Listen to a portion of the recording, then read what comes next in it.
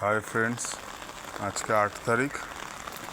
ডিউটিতে এসেছি 8:30 বাজে এখন। আজকে সকালটার গুড নেই, আজকে সকালটা ব্যাড। কালকে এতগুলো টাকা দিয়ে গাড়ি সারালাম, 2500 টাকা দিয়ে ধোয়া মোছা করে রাখলাম, আর আজকে গাড়ির আমার এই অবস্থা। টিফিন নিয়ে এসেছি, কটা অবধি ডিউটি হবে জানি না। এই পাশের গলির থেকে গাড়িটা বার করব, বৃষ্টি পড়ছে।